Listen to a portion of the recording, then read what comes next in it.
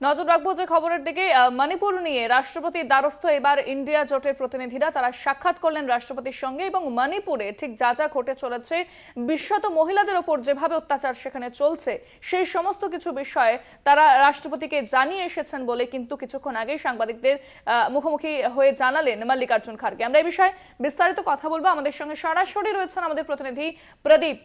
प्रदीप जी, क्या जानकारी मिल रही है? हम लोगों ने देखा मल्लिकार्जुन खड़गे समेत जो इंडिया जोट के प्रतिनिधि हैं वो गए राष्ट्रपति के पास, उन्होंने कहा मणिपुर में जो घटनाएं घट रही है। जी आपको बता दूं कि आज लगभग 11:30 बजे जो विपक्षी दल था जिसका नया जो गठबंधन बना इंडिया के नाम से, उनके फ्लोर लीडर्स और जो 21 दल जो मणिपुर गए थे जहां वहां के हालातों का जो जायजा लिया था, वह आज भारत के राष्ट्रपति द्रौपदी मुर्मू से मिले और उन्होंने एक ज्ञापन सौंपा और वहां की जो परिस्थितियां हैं उनसे अवगत कराया राष्ट्रपति को। और साथ साथ ये लगभग 31 लोगों का आज डेलीगेशन राष्ट्रपति से मिलने आज पहुंचा था और ज्ञापन दिया है। और आने के बाद मल्लिकार्जुन खड़गे ने प्रेस ब्रीफिंग किया और करके बताया कि उन्होंने हमारा ज्ञापन एक्सेप्ट कर लिया है और उस पे वह आगे बताएंगे कि क्या करना है इस पे।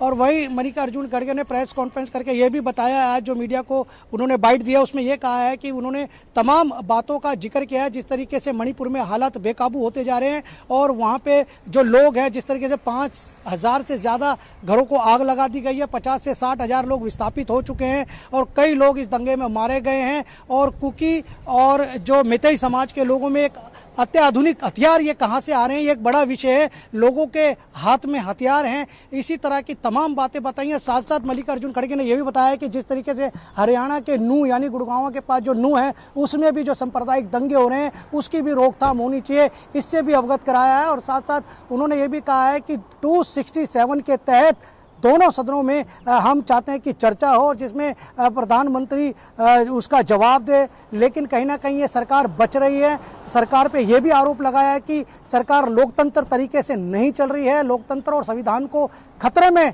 ये सरकार डाल रही है। जिस तरीके से जो घटनाएं घटती जा रही है, चाहे मणिपुर की बात बात नहीं करने दिया जा रहा है, लोकसभा में बातचीत नहीं हो पा रही है, राज्यसभा में बातचीत नहीं हो पा रही है, उन लोग जब भी ये इशू को बोलते हैं तभी उन लोग को चुप करा दिया जाता है। जी साथ साथ उन्होंने ये भी आरोप लगाया है कि जब भी वह बात करने की कोशिश करते हैं, अपनी बात रखने की बात कहते हैं तो उनकी आवाज को दबा दिया जाता है। साथ साथ मल्लिकार्जुन खड़गे ने यह भी बताया कि जब वह बोलते हैं बोलने से 1 सेकंड या 2 सेकंड पहले ही माइक को बंद कर दिया जाता है, उनको बोलने तक नहीं दिया जाता। कहीं ना कहीं ये लोकतंत्र की हत्या है, ये लोकतंत्र को बचाने में सरकार विफल रही है।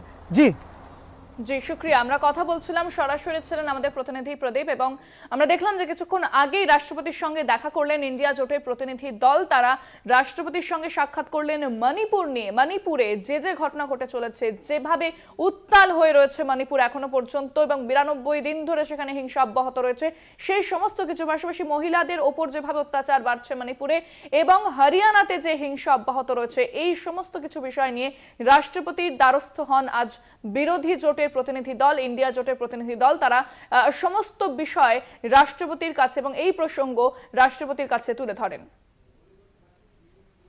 আমরা শুনলাম মল্লিকার্জুন খারগে তিনি ঠিক কি বললেন কিছুক্ষণ আগে সাংবাদিকদের মুখোমুখি হয়ে।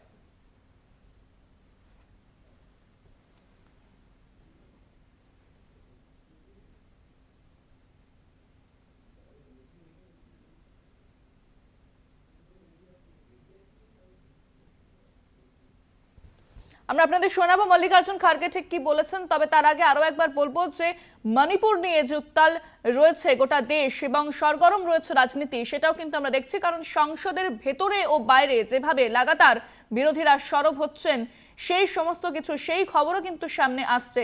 শুনবো আমরা মল্লিকার্জুন খারগে তিনি ঠিক কি বলেছেন। गठबंधन के लोग 21 लोग डेलीगेशन में गए थे, हर पार्टी के नेता लोग उसमें शामिल हुए। वो खुद ही आंखों से जो वहाँ की स्थिति को देखे हैं वो पूरा हमारे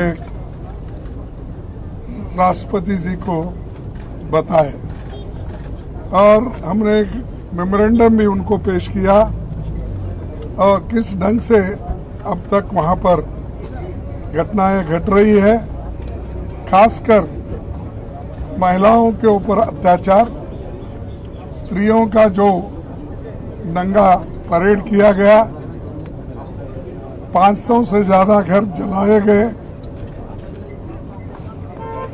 5000 घर जलाए गए और हमारे 200 से ज्यादा लोग मर चुके हैं और 500 से ज्यादा घायल हो चुके हैं। तो और 60,000 लोग वो रिहेबिलिटेशन दूसरे जगह किया गया है, जिनको खाना नहीं, पानी नहीं, समय पर उनके बच्चों को जो औषध मिलना चाहिए वो भी नहीं, बीमार लोगों के लिए कोई व्यवस्था नहीं। ऐसी परिस्थिति में वहाँ लोग रह रहे हैं।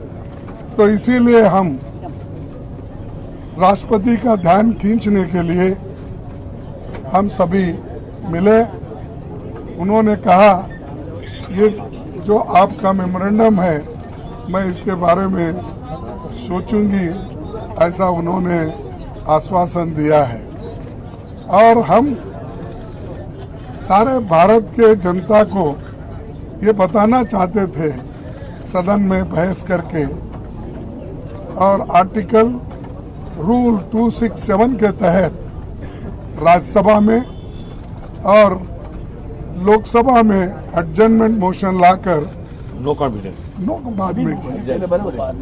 तो लोकसभा में एडजर्नमेंट मोशन और राज्यसभा में 267 ये हम बार बार लाते गए और